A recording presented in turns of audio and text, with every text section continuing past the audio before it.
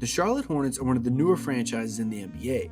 That doesn't change the fact that their roots in basketball go deep, having two of the most iconic college programs of all time, and even having an ABA team at one point. Though the franchise has admittedly been a bit of a mess over the years. They lost their team, got it back under a different name, and then finally got their old name back in the franchise. And let's not even talk about management, though the greatest basketball player ever maybe doesn't make the best manager. But all that aside, the franchise has had some iconic players give a glimpse of what could have been for Charlotte over the years. Larry Johnson was the first star the Charlotte Hornets ever had. As the number one pick in the 1991 NBA draft, Larry Johnson would give the city the first taste of stardom and help take them from basement dwellers to playoff contenders. He would be joined by another iconic star in Alonzo Mourning, who was the second overall pick in the 1992 draft. The duo would prove that basketball could thrive in the city of Charlotte, and the effects of their early stardom still can be seen in the city today. For our third star, we look to 2011. The Charlotte Hornets had become the Bobcats and were going to have the worst season ever in NBA history. The only bright spot in that year being Kemba Walker, the 9th overall pick and UCONN Legend that led the Wolves to a national championship that same year. He was a part of the renaissance of the Bobcats, and would help bring them from their depths of literally being the worst team ever to an actual playoff team. Larry Johnson, Alonzo Mourning, and Kemba Walker, three Charlotte Hornets legends who helped bring their teams from rags to riches. But only one can be the franchise GOAT. So let's find out who is the greatest player in Charlotte Hornets history. Yo, what's up everybody? It's your boy 2KJ here, and on today's episode of Case for Franchise GOAT, we're going to be finding out who's the greatest player in Charlotte Hornets history. If you like the content, don't forget to like, comment, subscribe, make sure to ring that bell and turn on post notifications. If there's a team you want for the next episode, make sure to put it down in the comment section below as well, and watch out for the poll for next week. Without further ado, let's get right on it. Larry Johnson was selected as the first number one pick in franchise history, 3 years after the team's inception in 1988. The Hornets were unsurprisingly basement dwellers their first 3 years in the league, winning 20, 19, and 26 respectively in their first 3 years. But with the city finally getting their chance to draft a legacy-defining player, Larry Johnson would have some huge expectations to fill. Coming out of the University of Las Vegas, Nevada, Johnson had not only won a national championship, but also was named the best player in all of college basketball. Add on a number one selection to a newly minted franchise, and yeah, the stakes could not be higher. But rising to the challenge, Larry Johnson was all that and more, winning Rookie of the Year award after averaging 19.2 points per game, 11 rebounds, and 3.6 assists, giving the city a beloved player to rally around. Even though they'd only win 31 games, all this would change in the next year. Now, this is where this episode of Case for Franchise GOAT gets really interesting, because two of the players not only played on the same team at the same time, but were drafted in consecutive drafts. Alonzo Mourning was the next generation of Georgetown bigs that took homage from legend Patrick Ewing. Fun fact, he actually had to play power forward in college for some time due to Hall of Famer Dikembe Mutombo also being on that same Georgetown team. After he went 4th overall in the draft, though, Mourning would return to playing center and have an incredible season. It would be the no doubt number one pick if a certain Big Aristotle wasn't also declaring from the draft at Louisiana State University. He would go second though in the 1992 draft to form a dynamic duo with who else but Larry Johnson. The second star Charlotte ever had would turn out to be drafted just a year later, and this tandem's impact on Charlotte basketball was incredible. Larry Johnson improves on his stellar rookie season by averaging 22.1 points per game, 10.5 rebounds, and 4.3 assists, and not only making his first All-Star game appearance, but his lone All-NBA second-team selection as well.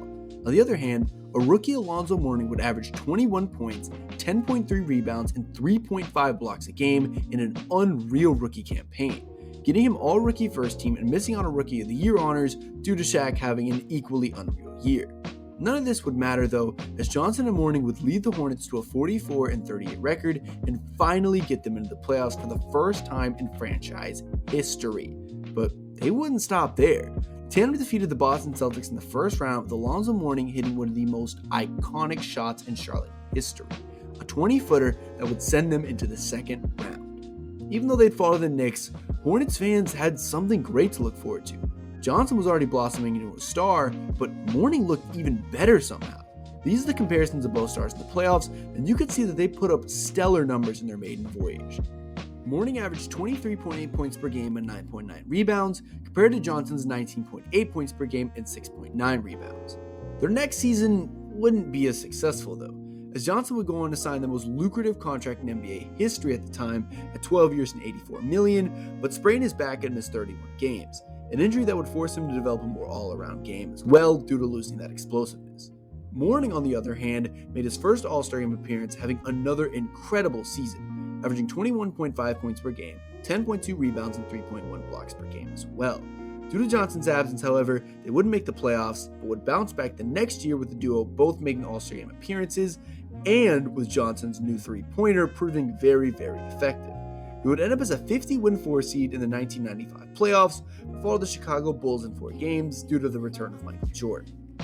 This year would be the last of the Mourning-Johnson duo as well, as another stellar playoff performance for Mourning, averaging 22 points, 13.3 rebounds, and 3.3 blocks, had him feeling that he deserved to be the franchise cornerstone over Johnson.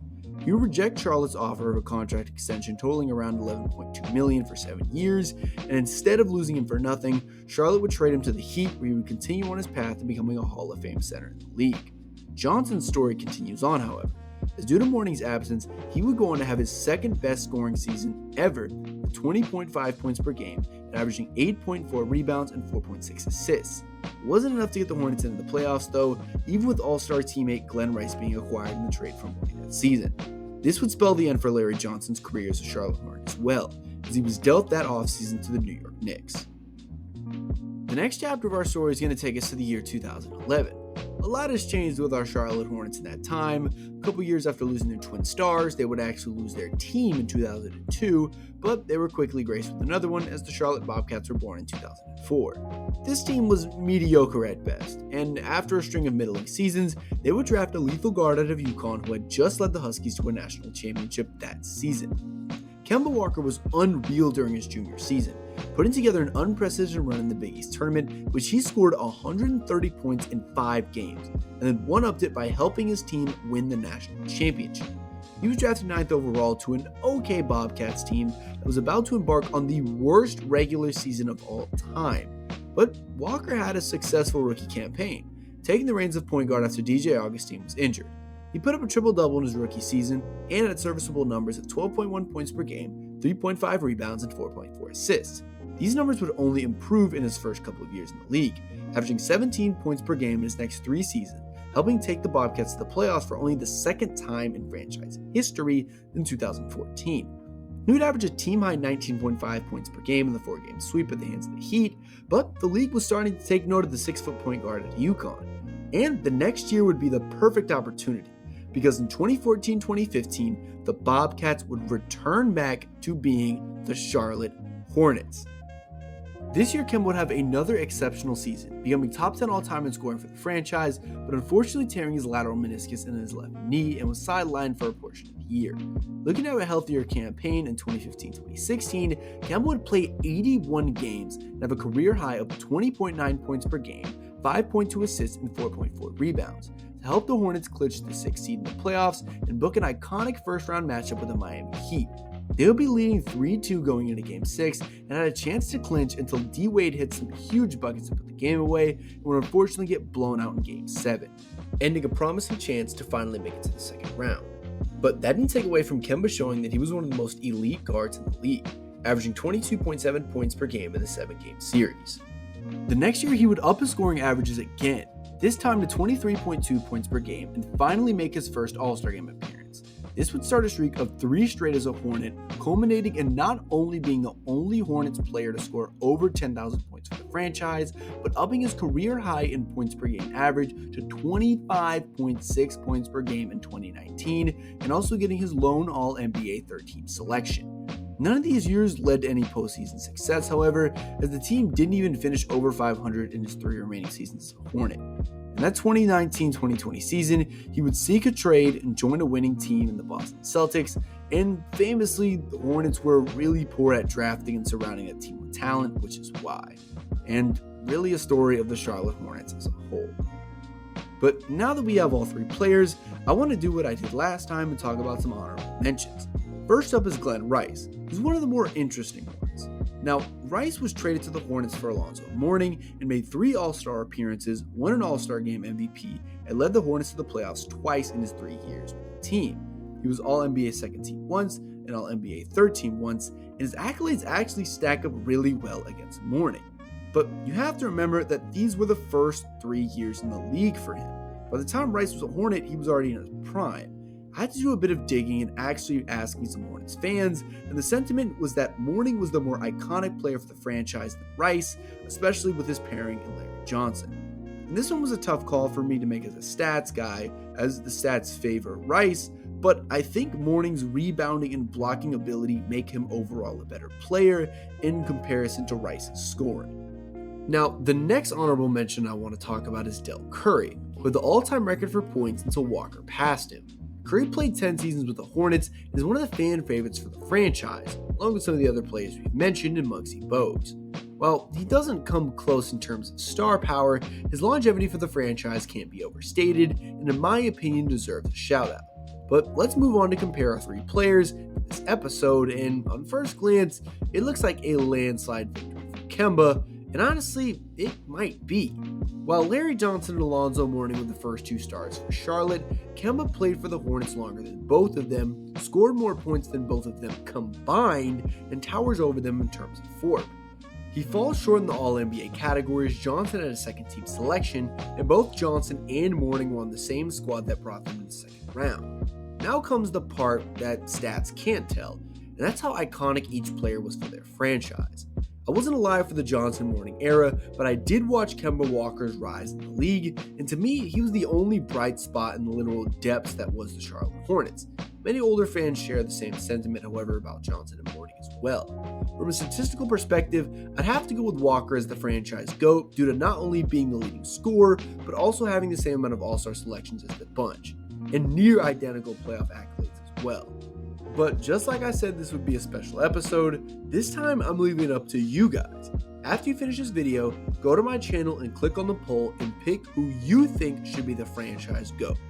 I think it's Kemba, he's got my vote, but I think this one's honestly pretty even. I think it could go any way with either of these 3 players.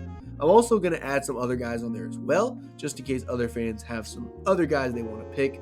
And honestly, I want to leave this up to the fans. So thank you guys for watching this video. Thank you guys for watching my content. If you like the video, don't forget to like, comment, subscribe, and put who you think is the franchise GOAT down in the comment section below. Ring that bell, turn on post notifications, and I'll catch you on the next one. Peace.